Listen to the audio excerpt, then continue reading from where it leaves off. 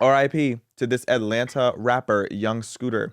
Born in March of 1986, died on his 39th birthday. His birth name is Kenneth Edward Bailey. So I had never heard of Young Scooter, so don't think that you're just like out of touch if you haven't heard of him. He was a really regionally known artist. He was pretty big in like the Southeast, is my understanding from my research. He was signed to the to Future's label, which no shade, I didn't know Future had a label, but he signed over there.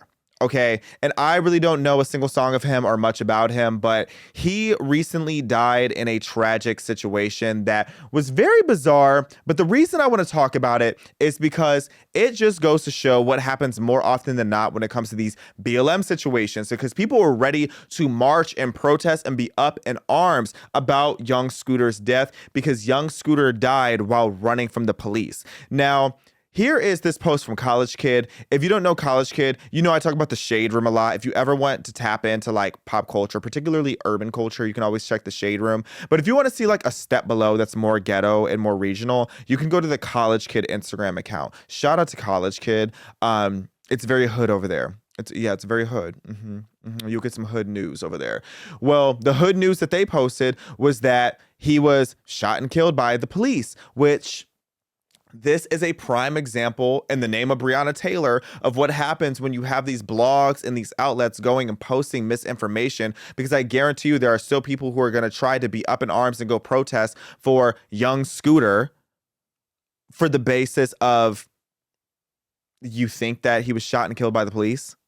Like, that is just not the case. That is literally not the case. So what happened was the police in Southeast Atlanta responded to a 911 call reporting a dispute involving gunfire and a woman being forcibly taken back into the residence by Young Scooter. So the officers attempted to make contact with Young Scooter, and he and another man ended up running from the scene. Now, the crazy freak accident of it all is that Young Scooter apparently passed away while trying to hop over a fence, over two fences, actually. Young Scooter was trying to hop over two fences from the police, and he ended up cutting his leg and getting injured and having to go to the hospital where he died because he bled out. So y'all were jumping to conclusions. Y'all were out here jumping to conclusions, blaming the police when really Young Scooter was out here jumping fences. How are you jumping to conclusions when Young Scooter was jumping fences and died from it? Okay, and y'all want to sit here and say that a border wall doesn't work? Well, this is proof. No shade. RIP Young Scooter. All due respect to Young Scooter. But Young Scooter died trying to hop a wood fence, and you want to tell me that having a border wall to keep people from coming here through Mexico wouldn't it be helpful? I'm at the point I want to put a border wall by Canada too. No shade. Shout out the Canadians.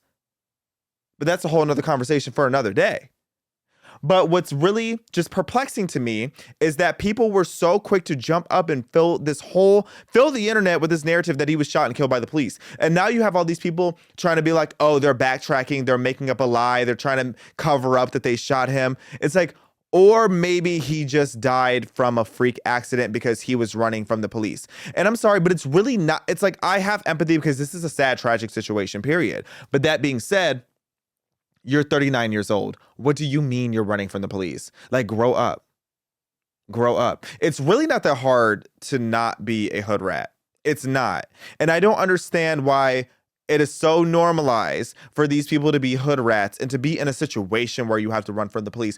Why are you running from the police? At my big age of 28, I have never even been remotely close to having to run from the police. So I just do not understand why people have to do this. Why people put themselves in the situation where they are running from police. And he's a rapper, so I would assume, hopefully, he has a decent amount of money. It's like, what kind of hood rattery were you partaking in, dragging this woman back into the residence where you felt like you had to run from the police? But now people are trying to, again, say that this is police brutality. And it's like, put some respect on the Blues name. Put some respect on the name of these police officers, because these situations that people are saying Black Lives Matter and justice for these people, more often than not, it's just bad reporting. Okay, factual statistic, you are more likely as an American to be struck by lightning than a Black unarmed man is to be shot and killed by the police. Okay, learning statistics like that really make you realize how insane it is that there is still this narrative that people are trying to force that black people are being hunted down by the police. Those police officers, as someone who is friends with a lot of police officers, these people don't want to have to deal with you. They for sure don't want to have to chase after you.